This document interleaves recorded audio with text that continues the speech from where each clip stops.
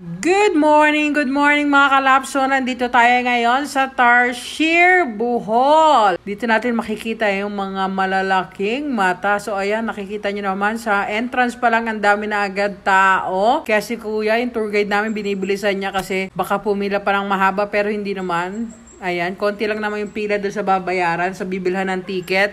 So habang nagbabayad yung tour guide namin, umiikot-ikot na yung camera ko para ipakita sa inyo kung ano yung meron dito. So ayan yung details ng Tarsier para magkaroon kayo ng knowledge about the Tarsier, kung saan siya ginamit. Ginamit siya sa 200 pesos natin. Kung ano yung mga kinakain niya dyan, height, weight nila, kung gano'n lang sila lumalaki, mga scientific name nila dyan, nandyan lahat yan. Kung gusto nyo magkaroon ng more information about them, tingin lang kayo sa board na yan. Wala nang tour guide na mag-explain sa inyo kung ano yung about saan yung Tarsier, kung anong details about them. So, nilagay na lang nila dun sa board.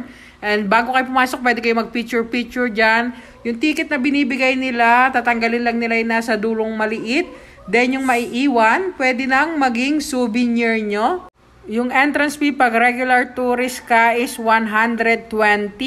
Pag student ka naman is 110. Pag senior citizen ka is 100 pesos.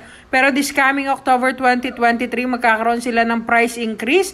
Yung 120 pag regular ka is magiging 150. Yung 110 pag student ka is magiging 140. While yung 100 is magiging 130.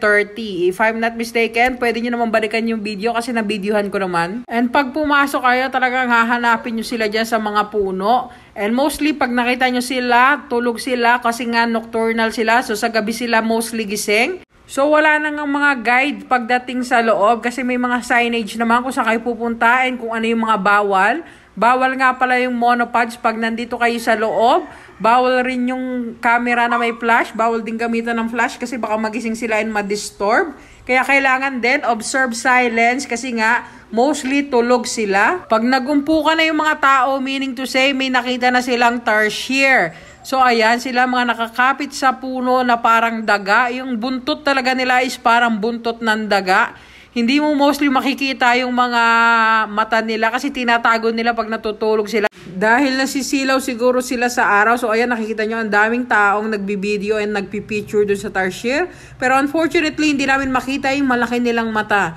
Yun talaga yung hinihintay namin makita, yung malaki nilang mata. So ayan pa yung isa. O tinan yung buntot niya, ang haba, di ba? Pero nakatago rin yung mata niya. So nga pala, pag nagpunta kayo dito, huwag kayong mag-expect na makakakita kayo ng maraming Tarsier. Kasi ang pinapakita lang nila sa public ay 5 to 6 pieces lang ng Tarsier.